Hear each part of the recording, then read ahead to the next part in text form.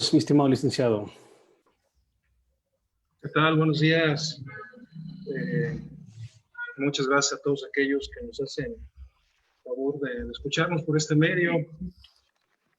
El día de hoy, como parte de las actividades del Colegio de Abogados que me honro presidir en este periodo, se ha diseñado esta modalidad, este ejercicio dinámico entre los miembros de este colegio de abogados de la Cuna de la Independencia, la Asociación Civil, que es el órgano colegiado que se encarga de aglutinar a todos aquellos profesionistas del derecho en el municipio y en la región noreste del estado de Guanajuato. Nuestro colegio, en términos de la Ley de Profesiones del estado de Guanajuato, es un colegio municipal, pero de acuerdo a la distribución de competencias del Poder Judicial del Estado, compete tanto el municipio de Dolores Hidalgo como el municipio de San Miguel. También es muy grato contar con la presencia de algunos colegas de San Felipe, de San Luis de la Paz, que por motivos de oportunidad que ellos consideran han decidido integrarse al colegio. Esto lo comento para dar información a la ciudadanía que amablemente nos hace favor de escucharnos, cómo es que se integra. El día de hoy decidimos realizar este evento porque la conmemoración del Día Abogado en nuestro país se realiza los días 12 de julio de cada año. Desafortunadamente, el día de ayer, 12 de julio, por ser el día de descanso, el día domingo, fue un poco difícil agendar algún evento. En este caso decidimos trasladarlo para el día de hoy, día 13, y nuestro evento, pese a ser sencillo, creo que va a ser muy sustancioso. De entrada, vamos a hacer la presentación de nuestro primer boletín. El boletín es el afán de integrar el comentario, la opinión de diversos colegas, compañeros, agremiados sobre temas jurídicos muy particulares. Es decir, es la expresión de ideas de aquellos temas que se consideran de relevancia y que bien le pudiesen parecer atractivos a la sociedad. En este orden de ideas, una vez que hagamos la presentación por este medio, en la página del Colegio de Abogados de Dolores Hidalgo, así como también en la página CASIAC, el Colegio de Abogados de la Cuna de la Independencia, se va a estar a disposición del público en general la liga de acceso para el contenido integral de todo el boletín, con la intención de que sea de utilidad, de que sirva y de que pueda darles pues un estándar mínimo a la ciudadanía en aquellos aspectos en los que se van a tratar y que amablemente nuestros colegas han hecho inversión de tiempo, de capacidad y de su esfuerzo personal para explicarnos en palabras muy sencillas aquel tema que han tratado de facilitar el entendimiento de la sociedad de nuestros tiempos. Sin más preámbulos, comenzaríamos con... Diciendo que a raíz de la pandemia provocada por el coronavirus SARS-CoV-2, conocido como COVID-19, otras naciones han honrado a los profesionistas en medicina, pero desgraciadamente en México se ha visto que no solamente los han degradado, sino también los han violentado, no tanto en, bueno, he leído sobre varios actos en lo físico, así como en lo laboral. Por eso creo conveniente tocar este tema, que no fue de un mes, de 2 meses, no sabemos por cuánto tiempo va a ser, pero es importante retomar, sobre todo tomarlo nosotros como abogados como una alternativa para estos profesionistas de la medicina.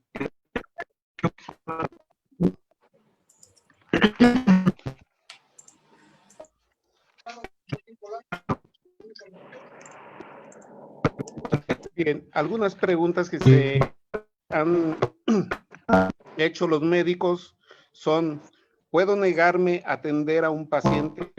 ¿Qué pasa si me contagio? ¿Quién es el responsable? Estas y algunas de las son las preocupaciones del personal de salud durante la pandemia de México.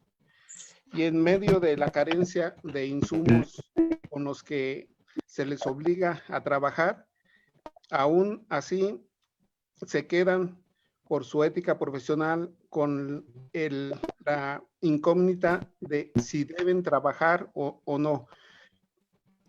Hay médicos, enfermeras que tienen familiares menores de edad, mayores de edad, pero ¿quién los va a proteger a ellos? ¿Qué deben de buscar de protección? ¿Irse a un amparo? He leído sobre algunos amparos sobre estas incógnitas. Bien, cuando te pueden obligar a trabajar es cuando el patrón, ya sea una clínica particular o una institución pública, te da las herramientas, te da la protección para hacerlo. Si no te está dando la protección, no te está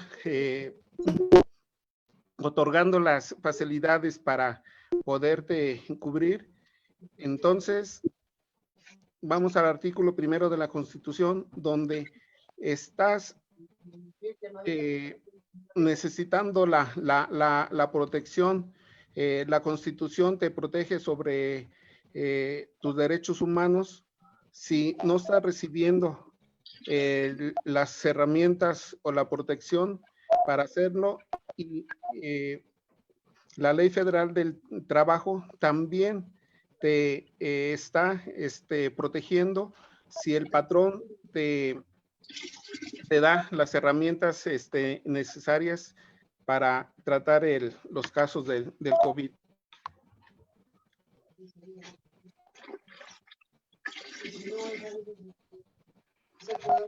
Muy bien, licenciado Buenrostro, pues entonces ahí estaría una síntesis de su artículo, el cual, bueno, de una manera muy, muy breve, pusimos algunas imágenes de su contenido.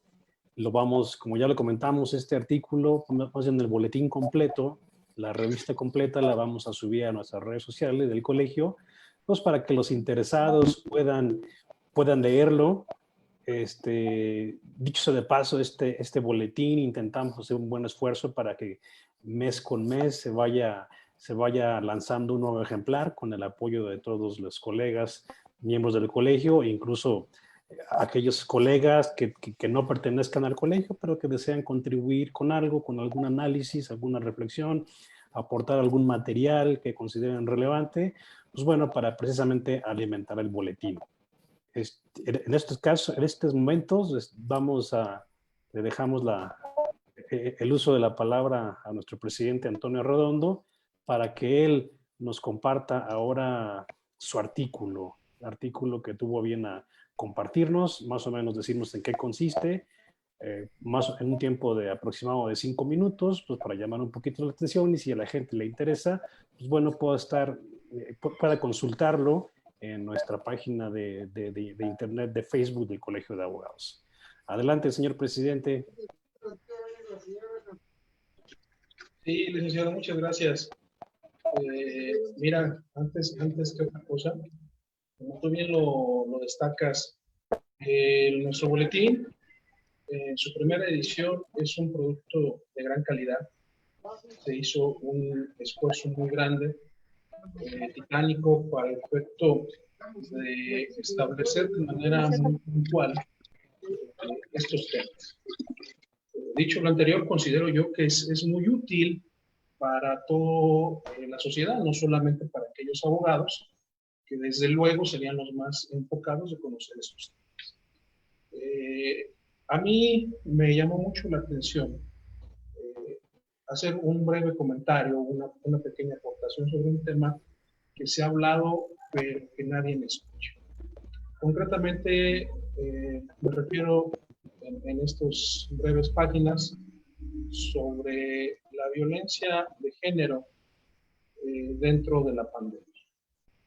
Esta desafortunada realidad que hoy en día tenemos nos lleva a tener en conciencia, en nuestra idea por lo menos, que existe correlativamente a la pandemia que actualmente nos acontece a nivel global, otra distinta que lo es la violencia en contra de las mujeres. Desafortunadamente, esta es una realidad que no nos hemos querido percatar, que ha escapado un tanto de nuestras manos. La propia autoridad pública, concretamente a nivel federal, ha menospreciado las cifras alarmantes que hemos obtenido. Es importante señalar lo siguiente. Creemos que la pandemia vino a maximizar esta forma de actuación social.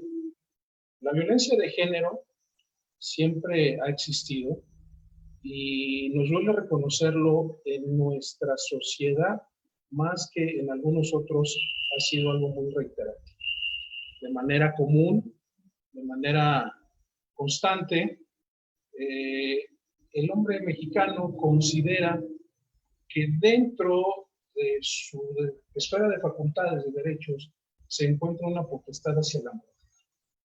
No se diga si además de esto he procreado hijos con mi pareja, en automático los hijos se convierten en una puerta de entrada, hacerle dentro de su vida o relación de pareja lo que el hombre considere que le plazca. Y esto es una realidad, insisto, que nos acontece y que ha pasado desapercibida. Si bien es cierto, los estragos que ha dejado la pandemia son vastos, no menos cierto es que este tipo de manifestaciones no debiesen de ser desatendidas. Por desgracia, en nuestro país, decía yo, la propia autoridad federal se ha encargado de minimizar el problema. A partir del establecimiento de la Jornada Nacional de Sana Distancia, desde el pasado 30 de marzo de la presente anualidad hasta el último de mayo, fueron aproximadamente 69 días, se realizó el programa de distanciamiento por medio del cual se pedía a la población que así lo pudiese hacer, hacinarse en sus viviendas y evitar en lo posible la salida a los espacios públicos. Efectivamente, esto desde luego que genera más convivencia, más motivos de rispidez y es detonante de la violencia intrafamiliar. Desgraciadamente no hemos podido tener una respuesta idónea, eficaz, en contra de las agresiones hacia las mujeres.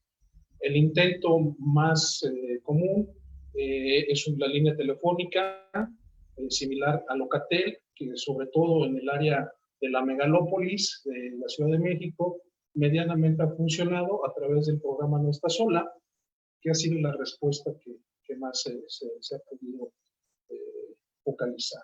Desgraciadamente, en los estados, concretamente Guanajuato, hemos visto incrementos dependiendo de cada municipio, de entre el 30 y el 70% de agresiones hacia las mujeres.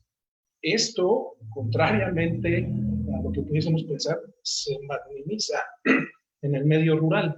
Es decir, en las partes aisladas, la violencia suele ser brutal y suele ser constante. Luego, entonces, lejos de que sirva de aliciente para disminuirlo, en el medio rural, creo que esto es todo lo contrario. Dentro del artículo, pues, ustedes encontrarán todas estas cifras, podrán observar cuáles son las experiencias de otros países y desafortunadamente la poca respuesta que hemos tenido.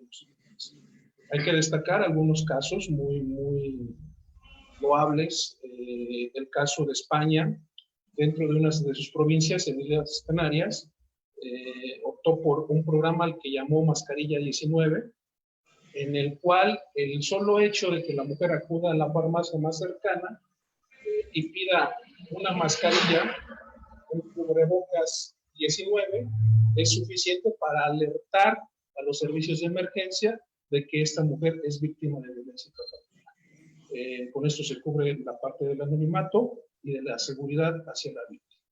Este es uno de los programas más satisfactorios. Desgraciadamente estamos lejos de alcanzar sus metas.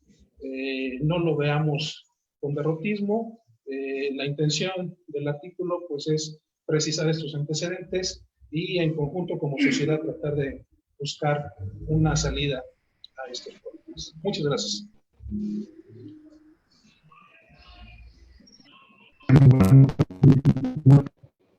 Estimado maestro, gracias, muy buen artículo. Ahí repetimos una vez más, ahí estará disponible la revista completa en la página de Facebook del Colegio de Abogados, así como de CASIAC. Este esfuerzo que hicimos de manera conjunta, hoy es el primer ejemplar de este esfuerzo.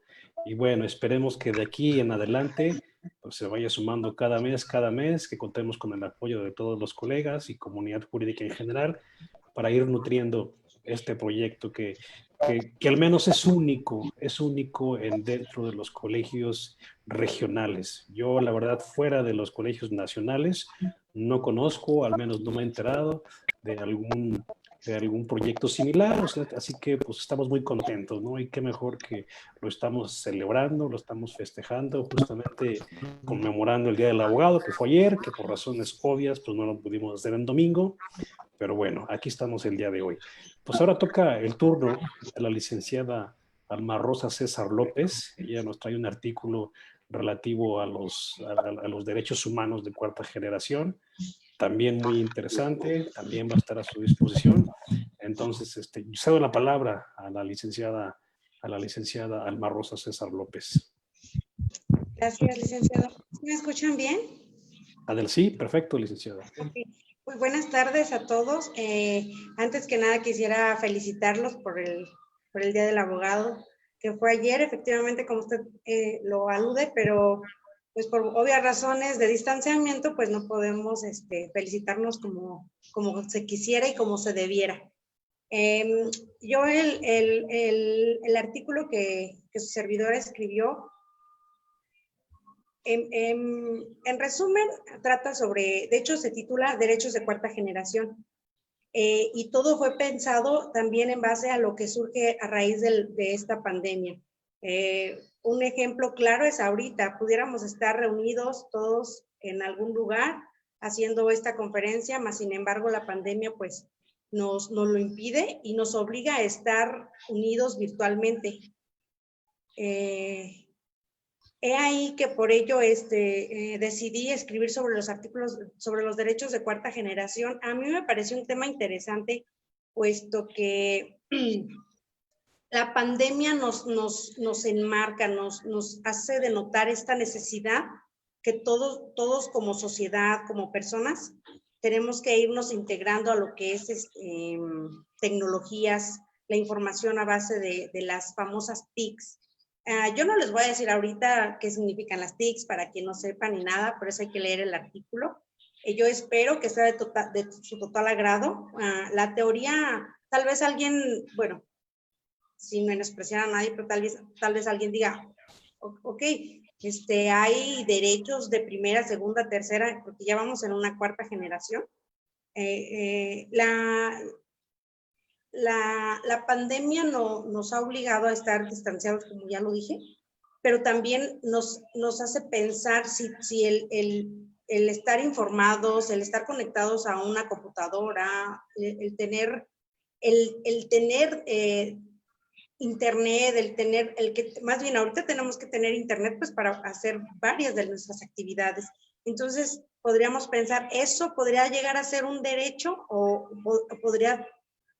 puede ser nada más quien pueda y quien no pueda tener el acceso? Entonces, el artículo del cual yo escribí habla de varias cosas. De verdad, este tema a mí se me hizo muy interesante, espero que a los lectores también, pero abarca muchas cosas, más allá de lo que son los derechos de cuarta generación, abarca también lo que es tecnologías, abarca la necesidad de estar conectados. Por ahí al final hago una remembranza que alude a quien no está dentro de lo que es la tecnología ahorita, es como si no tuviera una identidad. Ahorita todos nos identificamos con nuestra INE, ¿verdad? Nuestra credencial. Pero ya con respecto a lo que es tecnologías, internet y todo lo que es estos temas, quien no está dentro de estas famosas redes sociales o de lo que es la tecnología, prácticamente no tiene una identidad. Y también hago alusión a lo que es la identidad digital. Como tal es un derecho y es un derecho de cuarta generación. Entonces, pues la verdad, este sería así como que, no quiero decirles todo para que les quede una duda, de sembrarles la espinita y sembrarles por lo menos algún interés de leer el artículo y esperando que sea de su total agrado. Y pues nada, desearles que se la hayan pasado muy bien ayer y que el boletín sea un éxito y poder colaborar en los siguientes boletines.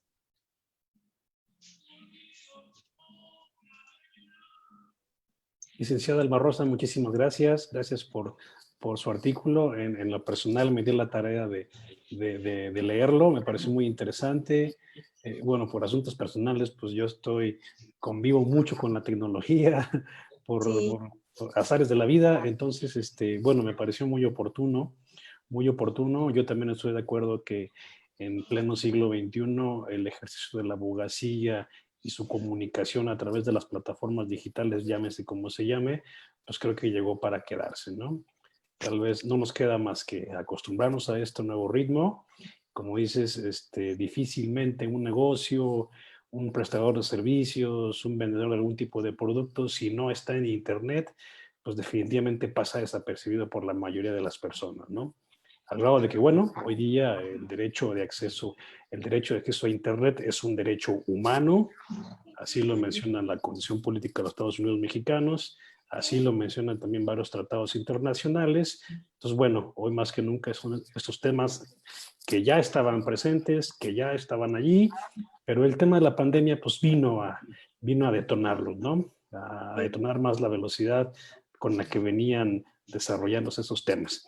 Muchas gracias, licenciada Alma Rosa. Pues bueno, ahora también tenemos un tema muy interesante por parte de nuestro colega Edgar Almanza Pinzón, un tema de índole penal que se llama, bueno, ahorita lo voy a presentar, dejo mejor al licenciado Edgar que nos lo presente. Adelante, estimado licenciado Edgar. Muchas gracias, licenciado. Antes que nada, quiero agradecer por el espacio que me brindaron al publicar una idea, ¿no? Puedo estar bien, puedo estar mal, pero así crecemos, ¿no? El conocimiento no lo tiene una sola persona, sino hay que compartirlo y aprender de todos, ¿no? Bueno, el nombre del artículo lo nombré violación, una antinomía jurídica. Ahora bien, para no entrar mucho al tema como luego, mi presente artículo inicia con un poco de introducción, utilizando la frase de Cicerón, que dice que las leyes se han hecho para el bien de los ciudadanos.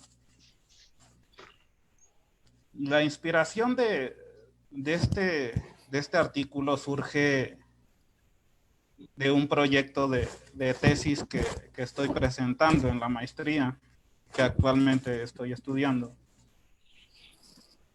Y surge la duda, ¿no? Cuando nuestra legislación no contempla bien el delito de violación.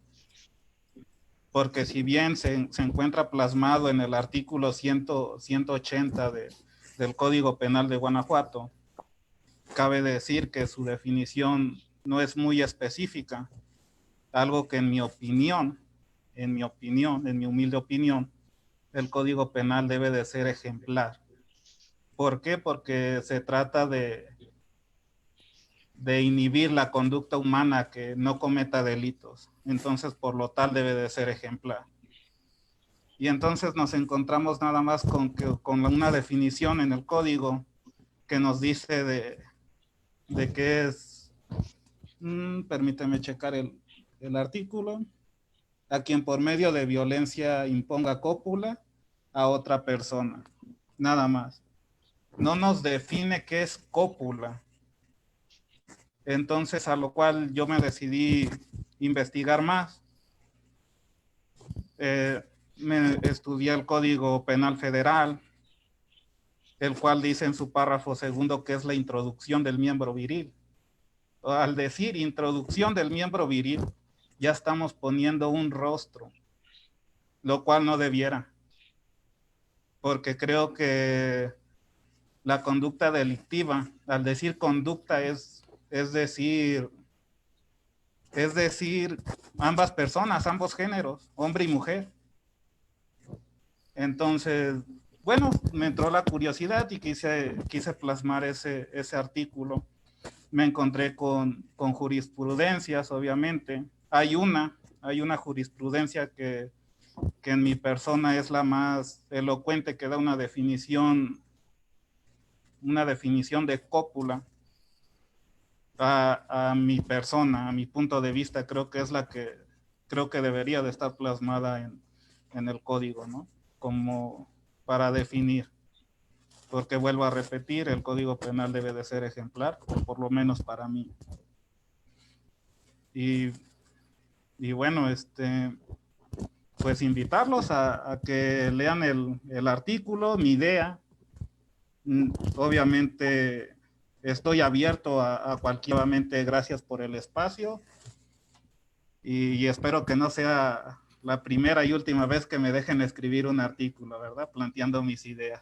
Por la confianza, como usted bien lo dice, expresar el contenido de una idea por este medio. Tuve el atrevimiento de tomar el uso de la palabra porque nuestro siguiente articulista, extraordinario amigo, el maestro Efraín Hernández, quien actualmente tiene el cargo de secretario del colegio y que nos está haciendo el favor de fungir como presentador, tiene a continuación la tarea de presentar su artículo. Maestro, lo dejamos con el uso de la voz.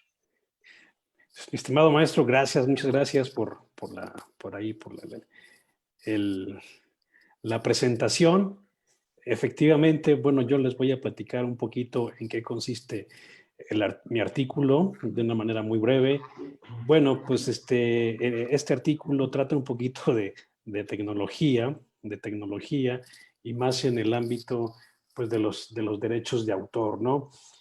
Como un comentario muy general, sabemos que los derechos de autor se dividen en dos grandes tipos de derechos. Derechos morales y derechos patrimoniales. Los derechos morales son aquellos derechos inalienables, inherentes al propio autor, es decir, aquella persona que crea la obra, y mientras que los derechos patrimoniales son los derechos de explotación de esa obra. Pueden ser del propio autor o pueden ser de algún tercero, llámese patrón en el caso de alguna relación laboral, llámese comprador en el caso de alguna contratación por un servicio, llámese, vaya, como de cualquier forma derivada por la cual una tercera persona pueda poseer la posibilidad de explotar comercialmente algún derecho de autor. Pero bueno, para empezar, yo quiero hacer énfasis en quién es un autor. Según nuestra Ley Federal del Derecho de Autor, nos dice que el autor es toda aquella persona física que ha creado una obra artística o literaria. Al decir artística o literaria, entramos a una gama de cosas, una gama de obras. Puede ser una canción, puede ser un poema, puede ser un libro, puede ser una escultura, puede ser un programa de ordenador, o sea, un software, puede ser algún derecho conexo, puede ser alguna obra de teatro. Vaya, una infinidad de tipos de obras por las cuales están protegidas por el sistema de derechos de autor. Entonces, aquí cuando la ley nos dice que toda obra es aquella creación que, valga la redundancia, ha creado una persona física, es cuando nos complica la vida por muchos aspectos. Uno, desde el punto de vista natural, y dos, desde el punto de vista tecnológico. Yo aquí en el artículo que tengo bien a presentarles, les puse el ejemplo de Naruto. Naruto es un macaco, un changuito, y como lo comento en la nota, el changuito pues muy habilidoso, como sabemos, muchos animales tienen un coeficiente intelectual no igual al del humano, pero sí muy interesante. Pues el changuito resulta que un fotógrafo que estaba precisamente fotografiando a los changuitos deja su cámara dispuesta ahí, lista para que alguien accionara el flash y disparara la fotografía.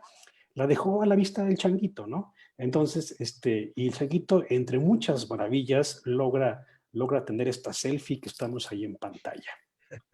Bueno, pues este caso fue muy relevante porque, bueno, pues se decía, bueno, ¿de quién es? ¿Quién detenta la autoría de esta fotografía? Pues el chango no puede ser, ¿no? ¿Por qué? Porque no es una persona física. Entonces, bueno, ahí se complicó el tema de la autoría. No se le puede decir tampoco que la autoría de la fotografía es del propio fotógrafo, puesto que él nunca la tomó, nunca fue producto de una inspiración, una creatividad del propio fotógrafo para que pudiéramos decir que él era el autor. Pues bueno, entonces esta fotografía, al carecer de derecho, al carecer de autor, pues bueno, pasaría a ser del dominio público. Por lo cual, al ser de dominio público, pues no podemos tener un detentor de los derechos patrimoniales que fuera el que cobraría, en su caso, regalías por el uso de la fotografía. Eso es en el aspecto natural, es un tema muy interesante que se lo recomiendo mucho, pero en el tema tecnológico también se nos complica la cosa porque la inteligencia artificial vino a hacer muchas cosas que antes eran exclusivas de los humanos, ¿no? Bueno, pues ahora la inteligencia artificial a través de mecanismos como los que le llaman machine learning, aprendizaje profundo, que ya toman decisiones, que una tecnología dotada con inteligencia artificial toma decisiones y puede dar lugar a la creación de obras como la que tenemos aquí en pantalla, ¿no? El nuevo Rembrandt. Se supone que unos programadores dieron instrucciones muy generales a una tecnología dotada con inteligencia artificial, y esa tecnología que hizo analizó todas y cada una, o sea, miles de autorretratos del artista holandés Rembrandt. ¿Para qué? Para dar creación, dar origen a otra obra como si hubiera sido de Rembrandt, pero esta vez creada por una inteligencia artificial. La gran pregunta es, ¿a quién le corresponde la autoría de esta obra? ¿A los programadores, al dueño de la computadora o a ese ente dotado con inteligencia artificial, ¿no? Evidentemente hay un debate, evidentemente no hay respuestas concretas, porque para mí no pueden ser los programadores, ya en el artículo les digo por qué, por eso los invito a que lo lean. Y bueno, esto pasa cada vez más. Esto pasa cada vez más. Aquí les pongo el ejemplo de otra robot que se llama Sofía, creada por una empresa estadounidense, no recuerdo si estadounidense o israelita, Boston Dynamics, que bueno, crea este robot dotada con inteligencia artificial y que curiosamente, ella obtuvo la ciudadanía de Arabia Saudita en aquel país, ¿no? Tal vez con derechos limitados, pero la idea es que ella es una ciudadana saudí, tal vez con más derechos, como lo dicen aquí en el artículo, tal vez con más derechos que muchas ciudadanas mujeres en ese país, ¿no? Ese tema se vuelve completamente complejo. ¿Por qué? Porque creo que hace como un par de años esta robot vino a la Ciudad de México, un banco azul, le regaló una tarjeta de crédito y le regaló además un automóvil. Bueno, ahí ¿con qué tipo de contrato estamos celebrando, no? ¿Cuáles son las partes en este contrato jurídicamente hablando? Entonces, bueno, es un tema muy interesante.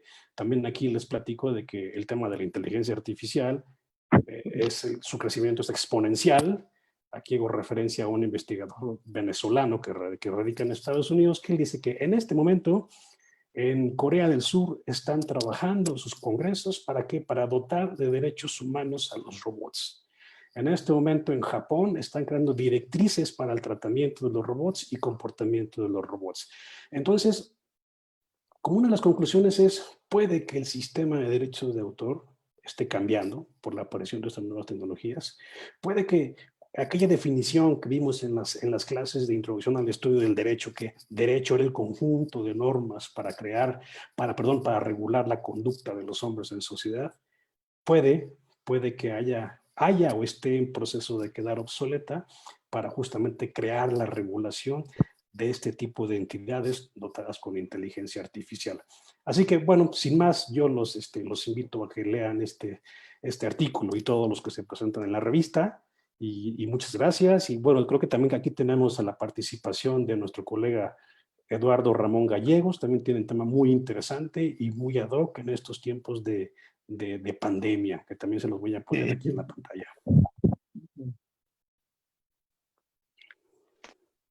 ¿Listo? Listo, mi estimado abogado. Bueno, ¿sí me escucho? ¿No, sí me escucho? Adelante, Sí. claro que sí. Lo que sí, no te vemos, ¿eh? Bueno, ¿sí me escucho? Y te escucha bien, pero no te vemos, abogado. Ah, ok. Déjeme ver aquí cómo le pongo la pantalla. Es que estoy conectado por el celular. Bueno, No te preocupes, no te preocupes. Adelante. no soy muy diestro en esto de la tecnología del teléfono celular. De hecho, tengo la cámara prendida de la computadora, pero no, parece que no, Colega, no te preocupes, de todas formas estamos proyectando la portada ok. del artículo, o sea que seguramente la gente va a estar más interesada en el contenido que en vernos a nosotros. Adelante, mi estimado. Ok, muchísimas gracias. Bueno, pues antes que nada, una felicitación a todos los colegas, a todos los estudiantes, a todas las personas pues, que son parte de este mundo jurídico, a todos los jurisconsultos. Y bueno, pues mi tema es una reseña muy breve. Esto ha sido en relación a algunas situaciones de algunas empleadas domésticas que llegaron aquí al despacho de su servidor.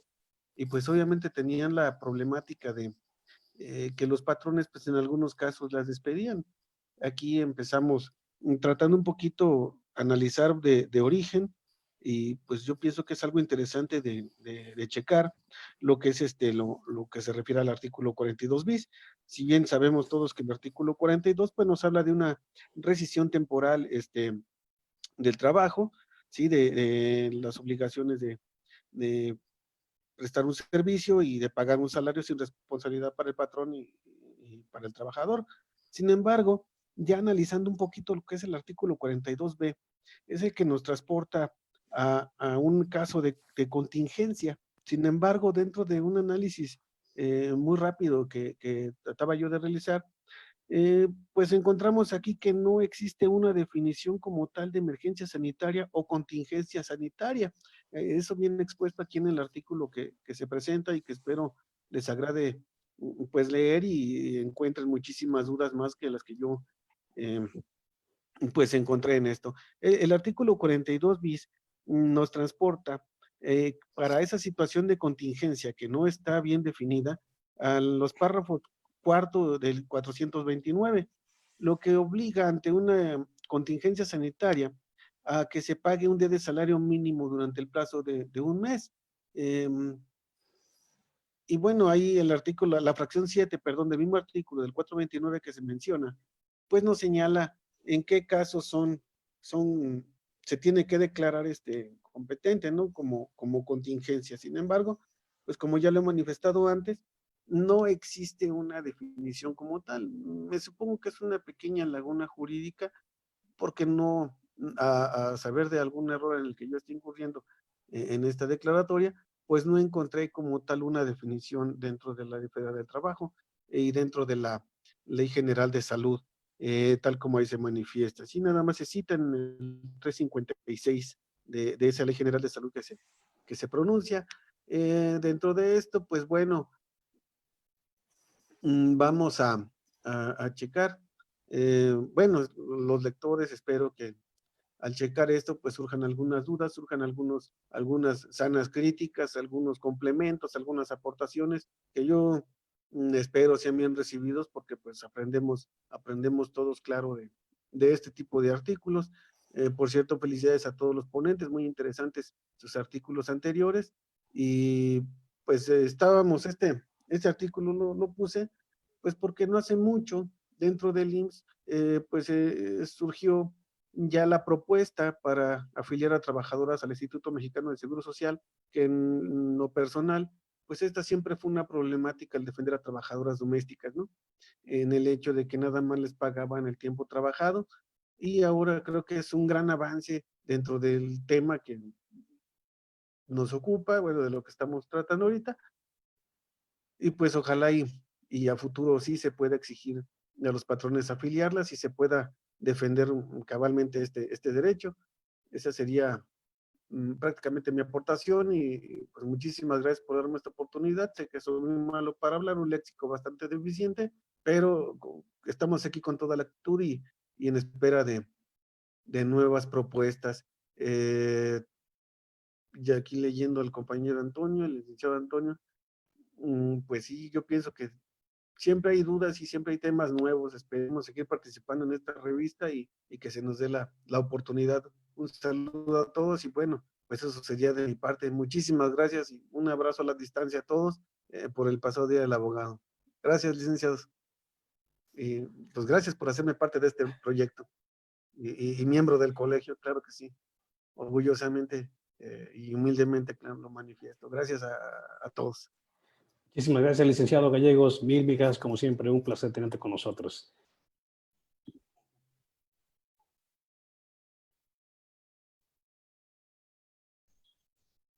Muy bien, licenciado. Muchas gracias por la participación.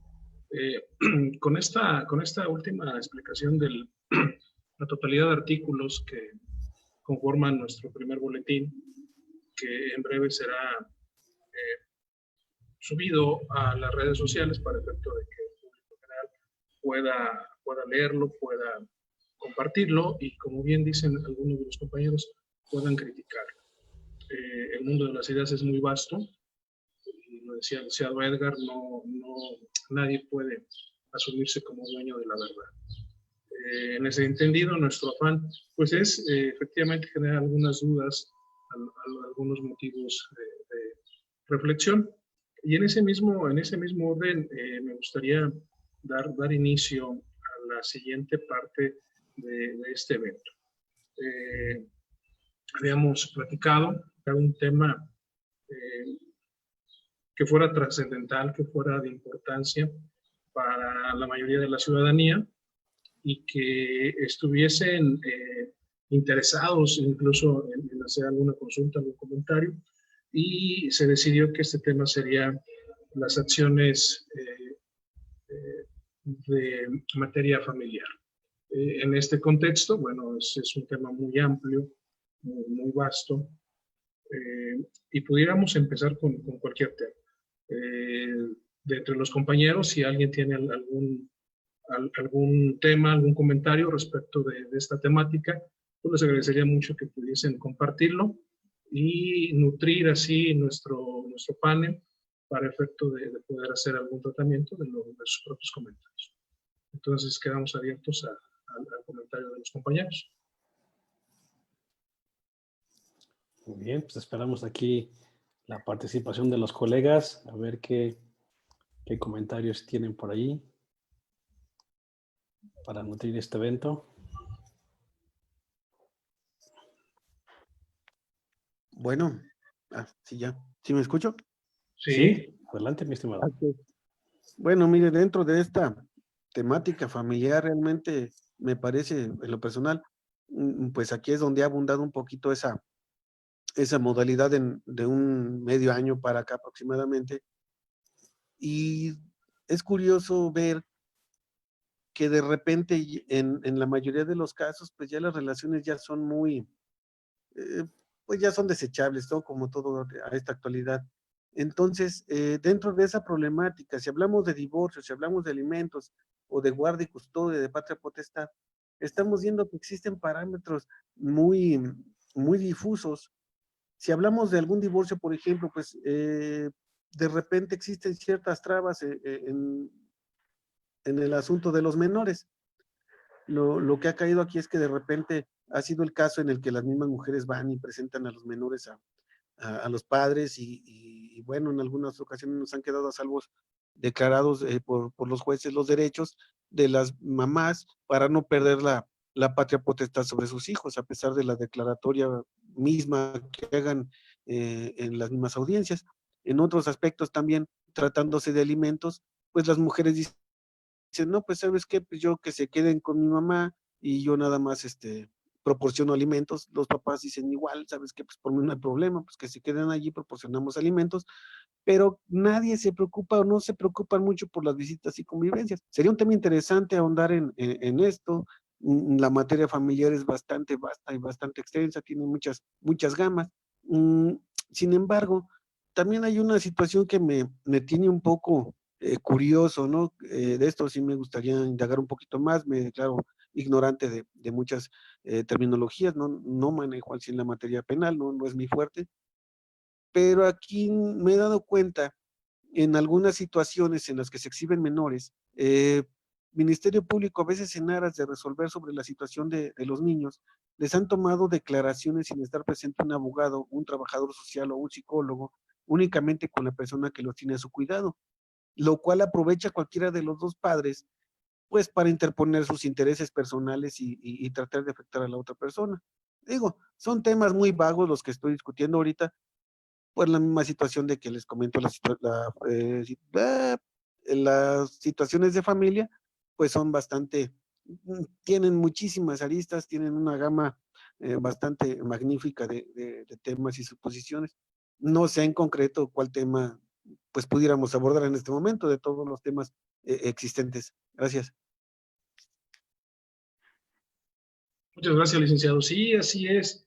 Bueno, mira, la finalidad y para el entendimiento de toda la ciudadanía que amablemente nos escuchan, pues es precisamente exponer estas dudas.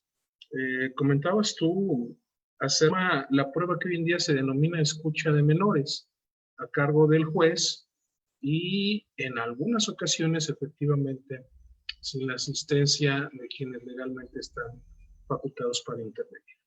De entrada, y esto los colegas lo manejan muy bien, sabemos que el derecho le asiste al menor, no a las partes en conflicto.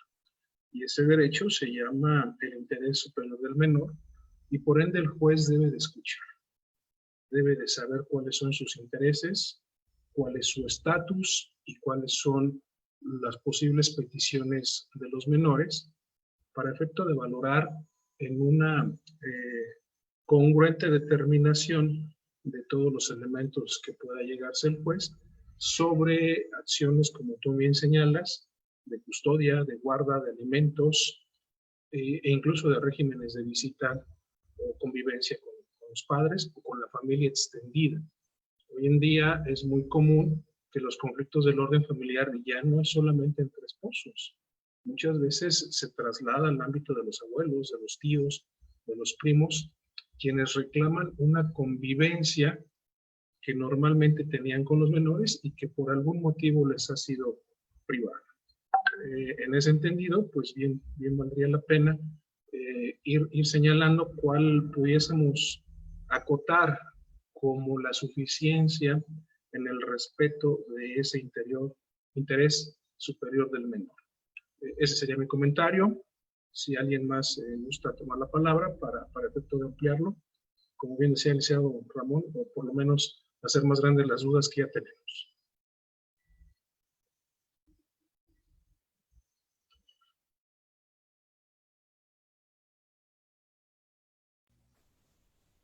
Bueno, voy a tomar la palabra.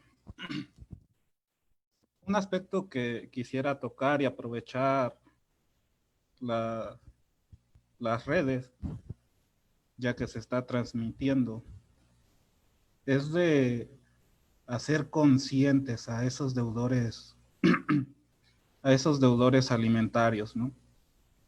Ya que como ahorita estamos pasando una etapa dura por el COVID-19, muchos se quedaron sin empleos, pero un punto, hay hay que tener en claro, no hay que abandonar a los menores,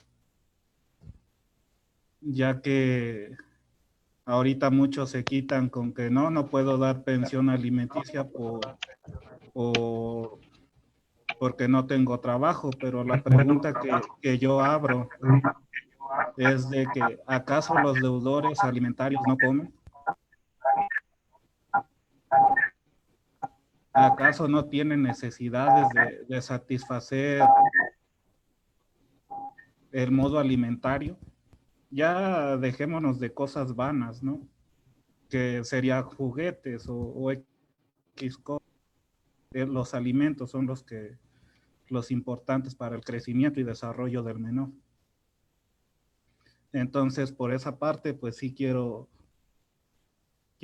pues sí, poner o decir que concienticen, ¿no? Los deudores alimentarios, que así como ellos tienen necesidad de comer, los menores también. Y no tenemos y para no llegar a unas instancias penales o civiles, ¿no? Por incumplimiento de pensión. Hay que tratar de concientizar y aprovechar todos los medios para hacer concientizar a las personas.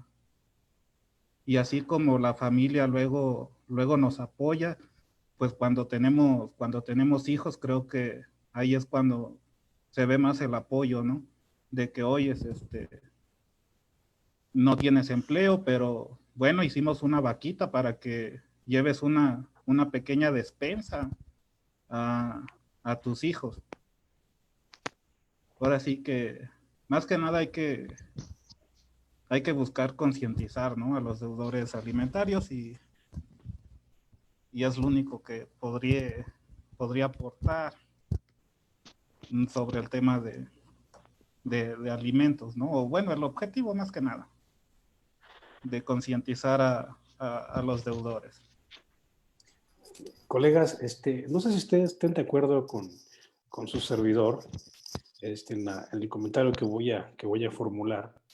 Yo no es una materia a la que yo me dedique, particularmente en la materia familiar, pero sí me ha tocado participar ahí en algunos asuntos, ¿no? Muchas veces los papás, los deudores alimentarios, pues se escudan bajo la idea de que pues no tienen trabajo,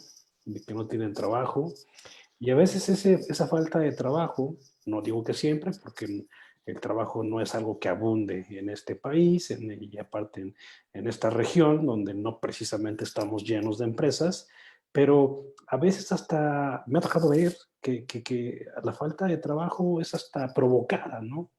Es hasta provocada. A veces he escuchado comentarios que dicen que pues yo me salgo de trabajar pues con tal de no darte la pensión que tú me estás pidiendo.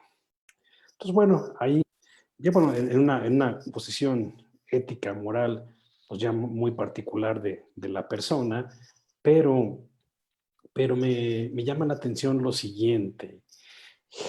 Bueno, no generalmente, sino para determinar el monto de la pensión, pues las posibilidades del deudor. Y eso, bueno, tengo entendido que pues también debe tomarse en cuenta el nivel de vida que ha tenido el menor durante X cantidad de tiempo, si mal no recuerdo son 2 años, pues con la idea de que no sufra un cambio brusco en su forma de vida, ¿no? Pero, ¿qué pasa con aquellas personas que evidentemente pues, no se les puede contabilizar un ingreso? Ya sea porque son informales o porque no hay un ingreso fijo determinado, que no reportan algún pago de impuestos por ser precisamente comercio informal, o aquellas personas que insisto, que esa falta de desempleo, más bien ese desempleo es provocado. Es decir, ¿sabes qué? Pues yo mejor gano mis 1,000 pesitos quincenales y con eso me mantengo yo muy bien, porque pues así quiero vivir, pero con tal de no darle la pensión que me están demandando. En esos casos, colegas, en su experiencia, ¿qué pudieran recomendar al público en general, a los colegas que estamos aquí conectados y a la gente que nos está viendo acá en nuestras redes sociales? ¿Qué experiencias o qué buenas prácticas pudiera haber en ese sentido? Me gustaría comentar algo, compañeros. Fíjense que esa situación es muy complicada, porque de antemano, cuando se presentan ese tipo de situaciones, jugamos un papel muy importante nosotros como abogados, porque también dependiendo de qué lado estamos, y ahí entra un poquito también nuestra responsabilidad como personas y nuestra ética, porque yo he visto situaciones en donde incluso compañeros abogados prefieren igual dejar de trabajar, y conocedores de la ley, pues saben que les es muy complicado al no tener una forma fehaciente de comprobarles un ingreso, el que les puedan aplicar, si no fuera únicamente a través de la cuestión penal, el que realmente se cumpla con la obligación de los alimentos. Ante esta situación, yo me he visto envuelto en situaciones en donde cuando no hay manera de comprobarlos, pues tenemos que recurrir a sus fuentes de trabajo, y desafortunadamente en esas fuentes de trabajo, pues estas personas tampoco las tienen dadas de alta ante el Seguro Social. Entonces, prácticamente cuando en este caso las autoridades les mandan llamar para que elaboren un escrito donde manifiesten cuánto es lo que se gana, pues le ponen lo que les quieren poner, o porque a lo mejor son conocidos de mucho tiempo en el trabajo, pues también en un entre comillas protegerlo, pues también emiten un comunicado o un escrito en donde dicen que ganan mucho menos de lo que realmente ganan. Y sobre de esto es donde ya el juez familiar falla. Pero también cuando se acumula la situación de que la deuda de alimentos no se ve completada y pasan meses, pasan tiempo y no cumplen, pues en ocasiones acudimos ante lo que es ya una instancia penal, y la instancia penal también procura que haya ese arreglo, esa conciliación. Y a final de cuentas, el que viene perdiendo de cualquier manera, pues es en este caso el menor, porque aunque se busque el interés superior del menor, de cualquier manera dentro del ámbito penal siempre se privilegia la conciliación. Entonces, en este sentido, yo he visto muchas de las situaciones en las cuales personas que tienen la obligación alimentaria llegan con tenis de última generación a mediar, donde dicen que no tienen trabajo, que no tienen un ingreso, pero llegan con un vehículo último modelo, llegan con ropa de marca, pero no quieren pagar los 500 o 700 pesos que les toca de alimentos a los hijos. Y tener que llegar a esa mediación, porque hacer largo el proceso vienen de mérito de la urgencia que tienen los menores de los alimentos. Entonces yo creo que ahí también se pierde esa parte del interés superior del menor. En muchas de las ocasiones es un argumento cuando se deja de cumplir, o cuando no se está dando la parte que corresponde para solicitar la pérdida de la patria potestad. Y ante esa situación, pues también los jueces familiares están capacitados para poder entrevistarse directamente con los niños, para ver las situaciones reales en las cuales han estado viviendo. Son situaciones muy particulares, pero creo que ahí nosotros como abogados formamos parte mucho de eso, porque si estamos de un lado, pues tenemos una cara, pero si estamos del otro, tenemos la otra cara, y creo que ahí nos hace falta también un poquito de conciencia social, porque yo he visto en ocasiones que cada abogado, cada compañero, que ay, caray, pues nos echamos una polémica, y pues depende de qué lado estamos. Así es, licenciado, muy, muy triste el panorama, efectivamente, como señala el licenciado Pedro. Hemos coincidido en estos breves comentarios acerca de una problemática real, sostenida, que es la autoubicación del deudor alimentario en insolvencia. Efectivamente, algunos compañeros hacían referencia de que es posible incluso penalizar esta conducta, lo cual es cierto. Hay una iniciativa muy interesante, ahorita se encuentra en grado de iniciativa, que tiene por objeto crear la ley de registro de deudores alimentarios para el estado de Guanajuato. Y esta intención legislativa tiene por objeto precisamente zanjear las problemáticas que han dado cuenta los compañeros colegas. Efectivamente, es común que en reiteradas ocasiones el deudor, con independencia de que sea el padre o la madre, cualquiera de ambos puede caer en este supuesto, se autodenomine se autoubique en un grado de insolvencia.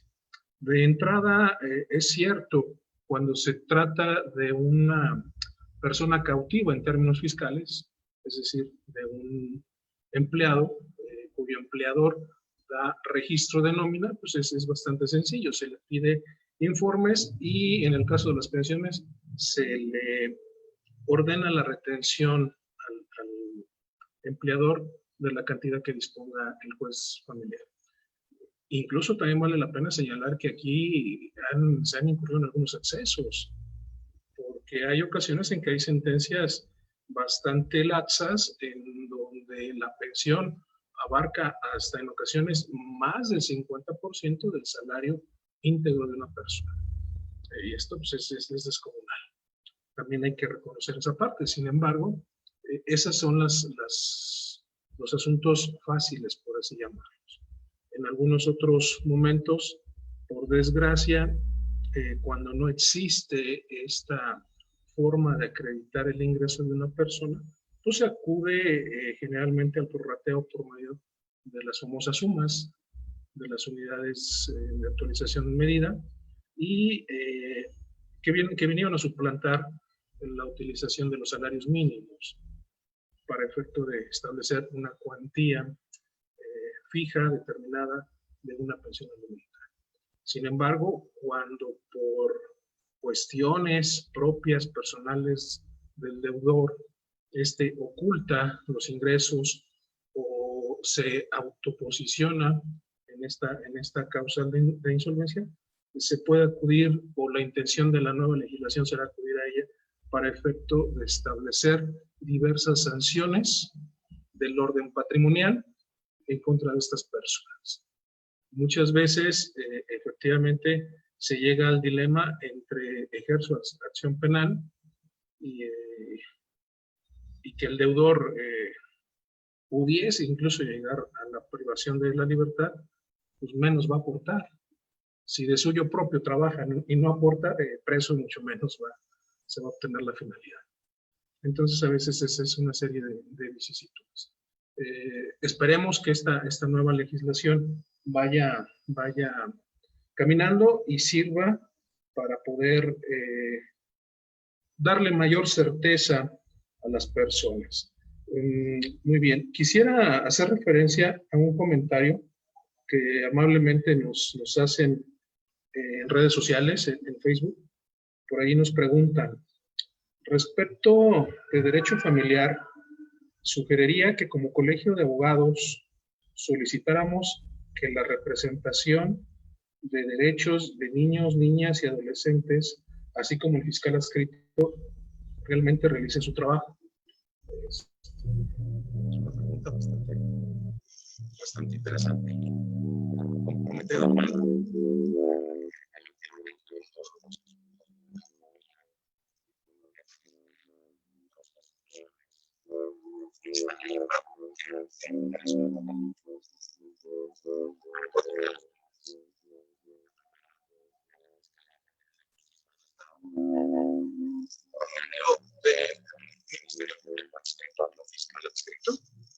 Tribunal que se encarga de velar por esos derechos, y para el caso precisamente de que se configure algún ilícito entre las partes en litigio, pues puede intervenir de primera mano. Existe otra institución que es la Procuraduría para la Defensa de los Derechos de las Niñas, Niños y Adolescentes del Estado de Guanajuato, que es una institución desconcentrada del sistema estatal DIF, del Desarrollo Integral de la Familia, y que tiene como finalidades profesa cuidar los intereses de los menores. Desafortunadamente, como bien lo señala la pregunta, la experiencia nos dice que en algunos casos, pensando de buena manera, por la avasallante carga de trabajo, no acuden o se despreocupan de realizar su función y velar por esos derechos. Como bien lo señalaba el licenciado Pedro, también en materia civil es muy común acudir a una fase previa de conciliación en donde el papá y mamá se ponen de acuerdo y lo que menos interesa pues son los niños. lo que realmente necesitan los niños. Esta es una parte grave. Para eso deberían de funcionar de manera eficaz y correcta estas instituciones. Desafortunadamente no es así, como lo dice la pregunta. En este entendido, pues dejaría este comentario para si alguien más gusta hacer el uso de la voz, escuchar alguna otra idea. Gracias, licenciado. Pues tú que eres un experto en la materia, yo quisiera hacerte una pregunta directa sobre una duda que tengo, ¿no? Por ejemplo, acabas de hablar sobre la ley que protege los derechos de los niños, niñas y adolescentes para el estado de Guanajuato, que a su vez tiene su versión federal, ¿no? Evidentemente dice cosas muy bonitas, ¿no? Cómo debe ser la vida de los niños, qué no se puede hacer, pero desde un punto de vista procesal, mi estimado, ¿a quién le compete aplicar este tipo de normas, este tipo de legislaciones que son de orden administrativo y no son leyes procesales? ¿A qué instancia? ¿Cómo las invocas? ¿Cómo las sacas a juicio? Vaya, porque, pues, como dicen, el infierno está lleno de buenas intenciones, ¿no? Pero en este caso, tipo de leyes que veas, dicen cosas muy, muy padres, es un mundo idealista. Pues bueno, ¿a quién le compete aplicarlas? Sí, licenciado, mira, le compete a todos. ¿Quiénes son todos? Recordemos, para aquellos que nos escuchan y que no son abogados, seguramente a todos nos pasó una clase de introducción al estudio del derecho. El profesor se cansó de decirnos que todo juicio es una relación tripartita. Hay tres sujetos interesantes, que es la persona que acude al tribunal a solicitar, al cual le llamamos actor o demandante, y la persona en contra de quien se le pide aquello que ha ido a exigir el primero. Y a esta segunda persona le llamamos reo o demandado. Pero por encima de estos dos, esta relación es coordinada, es horizontal entre ellos dos. Por encima de ellos dos se crea una pirámide, está el juez. Y el juez, en esta muy famosa iconografía que todos sabemos, que al abogado o a la justicia lo representamos como una balanza, pues es lo que hace. En un disco pone las pruebas, el dicho, la verdad del que ha ido a demandar, y en el otro disco pone las pruebas, el dicho de aquel que se está defendiendo. Entonces lo único que va a hacer es sopesar cuál pesa más y a cuál le va a dar la razón. En este entendido, en esta relación, le compete a todos. Le compete al juez, le compete al actor, al demandado y, en especial, como veníamos platicando, a estas dos instituciones públicas, a la Fiscalía General del Estado, de Justicia del Estado, y a la Procuraduría de Defensa de los Niños, Niñas, Niños y Adolescentes del Estado de Guanajuato. Hay un parámetro indispensable que no puede ser olvidado y que debe de ser invocado y que debemos de acostumbrarnos cada vez más. La Convención de los Derechos del Niño, llamada Convención de Nueva York, que es la ciudad donde se celebró, y que es un pacto internacional de carácter coercitivo, elevado al grado de Tratado Internacional de Derechos Humanos, y uno de los derechos más grandes, y pudiese yo decir a título personal más puro, como sería el interés superior del menor, que toda esta convención trata alrededor de esta piedra angular. Cada vez es más común. Sobre esa piedra se fundamenta el artículo 4 constitucional, que es el que establece en derecho interno, en derecho doméstico, en nuestra Constitución, este derecho de los niños, de los infantes, a su interés superior, y que paralelamente se distribuye en cascada a llegar, como tú bien lo señalabas, maestro Efraín, en las leyes estatales. Entonces es necesario aplicarnos un poquito, conocer de estos tratados internacionales, ver su contenido e invocarlos. Y esto es así, porque estoy seguro que más de un colega le ha tocado. De repente nos llega un cliente o una clienta de nacionalidad extranjera a demandar la restitución de su hijo, que el esposo o la esposa, sin aviso, sin derecho y sin permiso alguno, sustrajo a su hijo, al hijo de ambos, de algún otro país, y se vino a radicar a México. ¿Y cómo exiges el derecho de entrada de un extranjero sobre relaciones y cuestiones familiares? Es complicado. Aparentemente de entrada es complicado. Quien nos da la solución y nos da la pauta es precisamente esta Convención de los Derechos Humanos.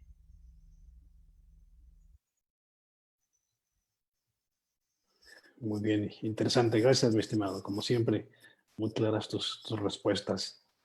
No sé si alguien más aquí de los colegas tenga alguna otra aportación, pregunta para enriquecer el debate.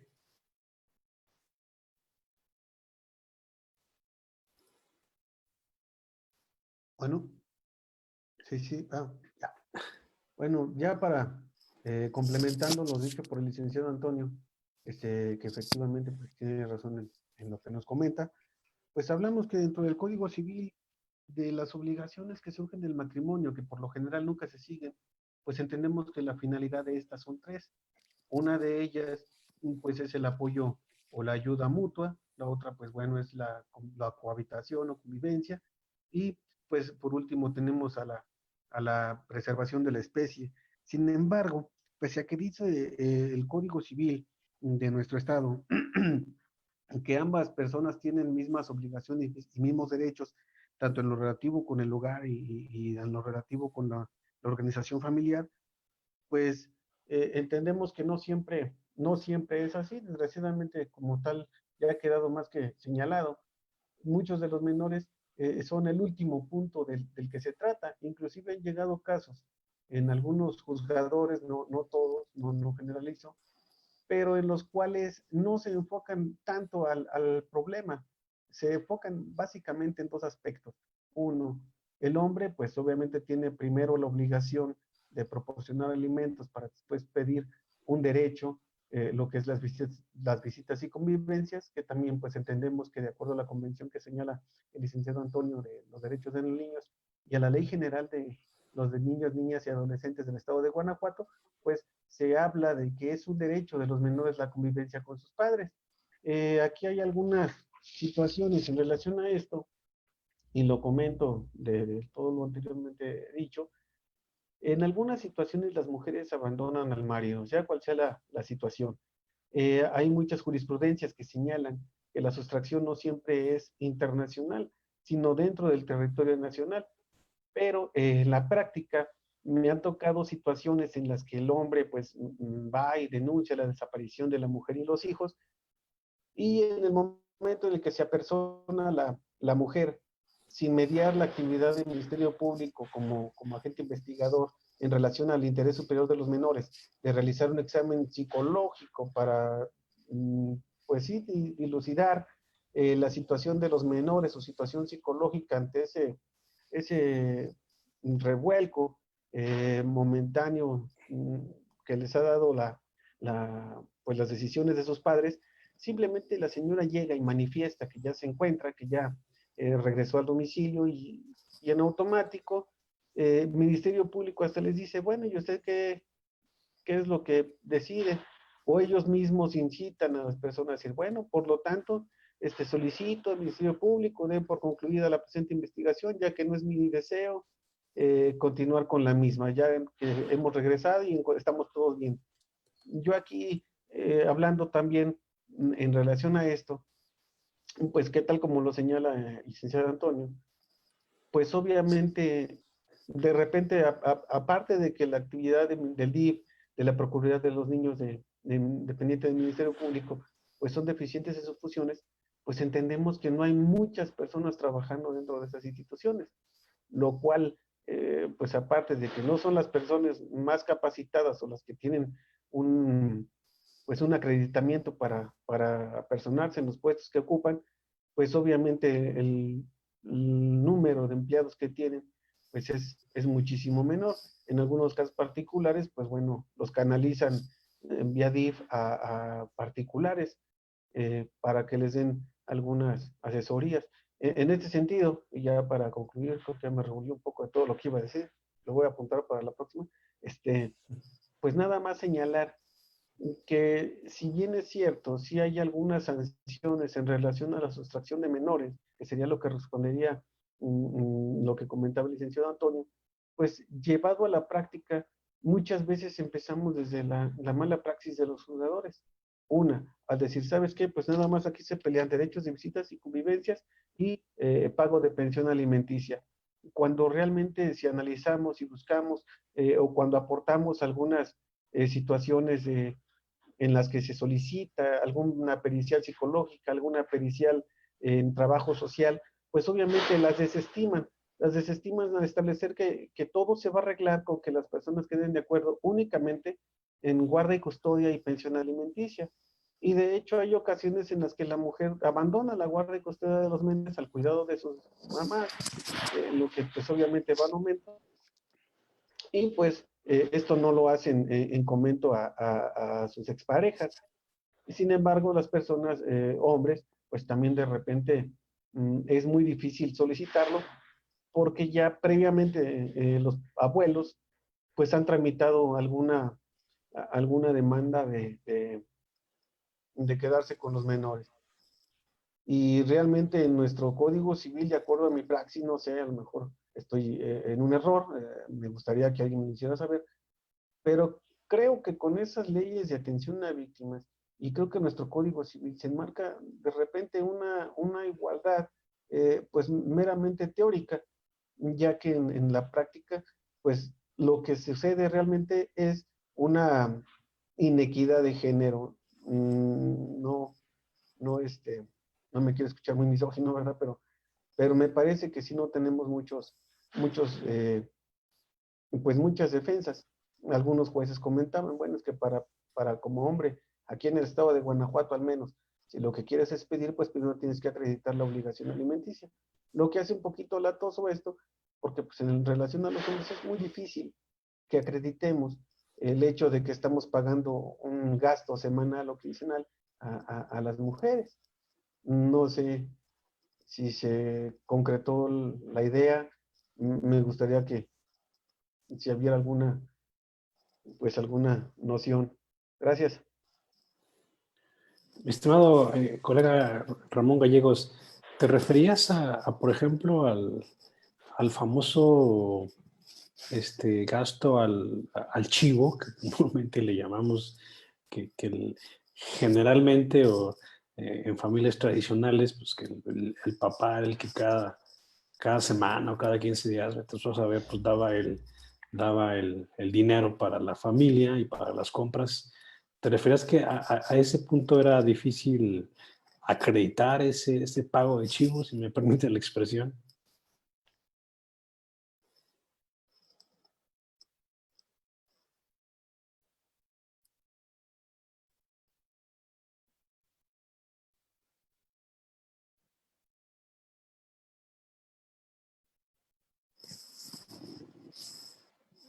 Se me hace que no nos escuchó acá el colega. Bueno. Sí. ¿Sí me escucho? Comentaba que efectivamente me refería a eso, la acreditación en parte del famoso chivo de la semana del gasto, y así viene enmarcado en el Código Civil, en el 162, un artículo que es por demás, pues dice que la mujer es la que se va a hacer cargo, siempre tiene el derecho preferente sobre productos de los bienes del marido y sobre los sueldos. Entonces realmente aquí pues no debiera existir una situación, o quizás sí debiera haber una reglamentación en relación a eso. Hay muchas personas que dicen, bueno, es que yo nunca he dejado de darle, pero también es difícil que un hombre conserve pues todos los recibos o que la mujer le dé algún documento, ¿verdad? Y así lo enmarca. De hecho, vemos que algunos artículos de nuestro código, pues bien, son sujetos derivan más bien del Código Civil Federal, y pues esto viene en algunas anotaciones, pues desde el Código Civil establecido por Benito Juárez. Oye, ¿me puedes, por favor, dar ese artículo? Pues, se me hace bastante obsoleto, ¿no? Ya estás prejuzgando. Digo, si nos puedes pasar el dato del artículo, te lo voy a agradecer mucho, mi estimado.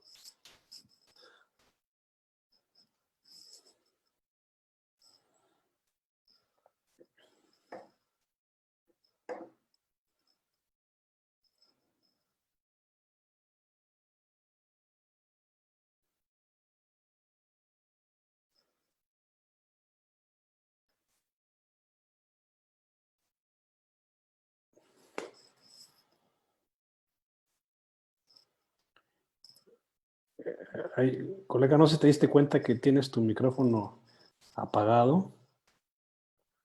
Bueno, ya. Ahí está, sí, sí. Ok. Comentaba, es el artículo 162 del Código Civil. Código Civil para el Estado, ¿verdad? Así es. Sí, interesante. Y comentaba que, pues realmente muchos artículos de los que señala nuestro código en relación más al trato familiar y a la distinción de hombres y mujeres y sus diversas actividades, pues deriva del Código de 1817 instaurado el Código Civil de Benito Juárez. Entonces, algunas situaciones, pues obviamente hablamos aquí, no sé, alguna reforma inclusive pudiera ser efectiva. Pues bueno, una propuesta de reforma. Mm, Algunos de estos conceptos ya no son muy actuales. Y en este, pues comento, la mujer tiene siempre un derecho preferente, donde ya no hablamos de una equidad, sino que está hablando aquí de una inequidad de género. Ahora estereotipando y,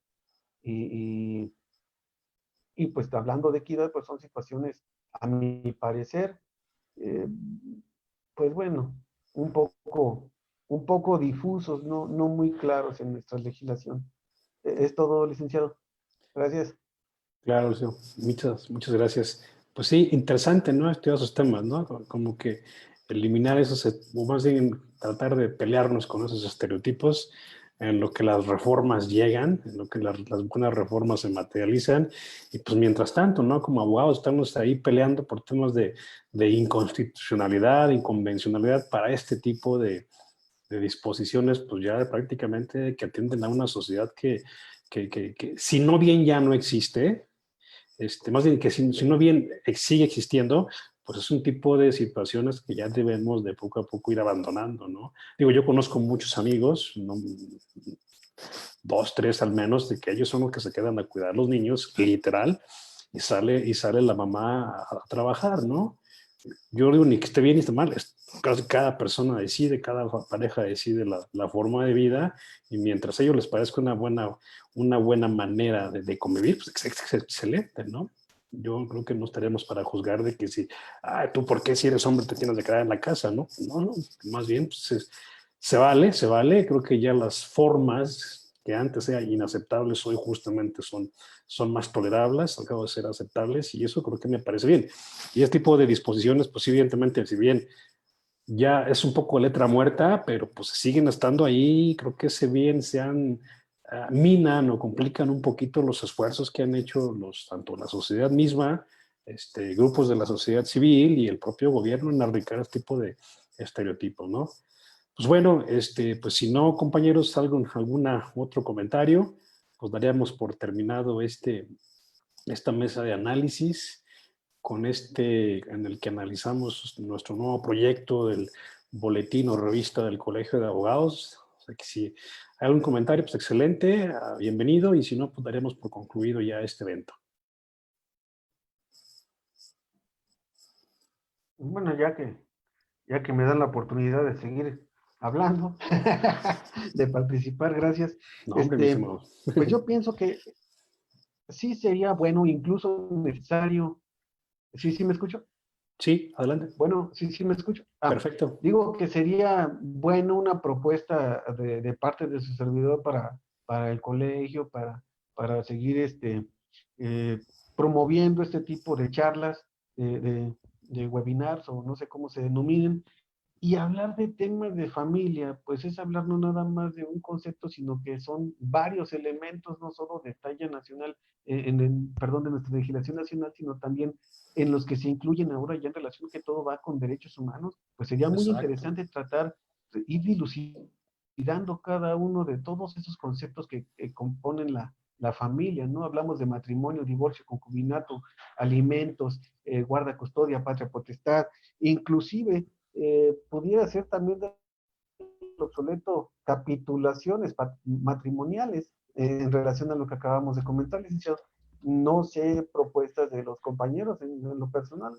Creo que sí, este tema tiene muchísimo y va para muchísimo, y es un tema muy actual, y la verdad es interesantísimo, pero extremo. Gracias. Exacto. Pues ahí te recomendamos, mi estimado, pues es un tema para tu próximo artículo, ¿eh? Puede ser un excelente tema para un próximo artículo del boletín. Ok, ok. Bueno, pues no sé Muy si bien, ande por claro que ahí. sí. Me aplicaré en algunos conceptos.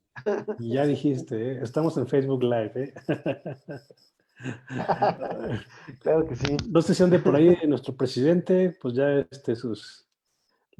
para el cierre del evento. Lo vemos por ahí desconectado. Digo, ya esos tiempos ya es difícil saber si la persona está ahí, ¿no? Antes cuando nos reuníamos, pues la pregunta era directa y la respuesta era directa, ¿no? Pues ahora creo que cambian un poquito ese tipo de formas y ya no sabemos quién está y quién no está. Pero Sí, licenciado. Bueno, ya llegó. perdóname, vicisitudes del propio trabajo. Pues simplemente, como tú comentabas, agradecer. Qué bueno que este tipo de eventos siguen teniendo repercusión en la sociedad. Parte o la verdadera motivación del abogado, pues es esa, darle confianza, darle certeza a la ciudadanía para que sus derechos queden a salvo.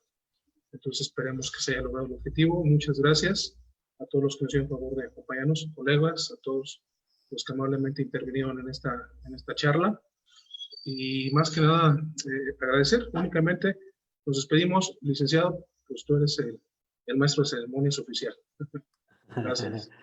No, hombre, pues gracias. Pues colegas, pues muchas gracias de veras por todo. Seguimos contando con su participación para nuestro boletín. Hacemos mucho hincapié en eso, porque básicamente son los que nos van a ayudar a darle vida a este evento. Estamos muy contentos de que pues, el Día del Abogado lo estamos trabajando, lo estamos celebrando, siempre lo hemos dicho y es como un nuevo lema, impulsando la cultura jurídica, promoviendo la cultura jurídica, con buenos eventos, buenas reflexiones, con este nuevo proyecto del cual estamos muy contentos. Estamos muy contentos porque no veo uno cercano, fuera de los colegios de abogados regionales, no detecto otro, no digo que no exista, pero bueno, nuestra idea es, por eso estamos muy orgullosos, porque es un proyecto único en su tipo. Y bueno, nuestra idea es impulsarlo, que cada vez tenga mejor calidad. Evidentemente, eso no va a ser posible sin la participación de acá de todos los colegios de colegio de abogados, ¿no? Y hacemos pública también la invitación a los colegas que no son miembros del colegio, pero que desean participar. Pues bueno, es una excelente forma de plasmar ahí sus análisis en esta plataforma que es nuestro nuevo boletín. Pues muchísimas gracias. También se me estaba olvidando, pues bueno, ya tenemos un canal de YouTube. Esta conversación quedará ahí con todo el consentimiento de ustedes. Se subirá al canal de YouTube de ILO Capacitación Jurídica Virtual. Entonces, pues bueno, además de esta plataforma, ya podrán ver en diferido el video y también eso pues nos da mucho gusto. Gracias por todo, colegas. Muchas gracias. Que tengan una excelente noche y por aquí seguimos en contacto con nuestros próximos eventos y ahí los estaremos informando. Mil gracias.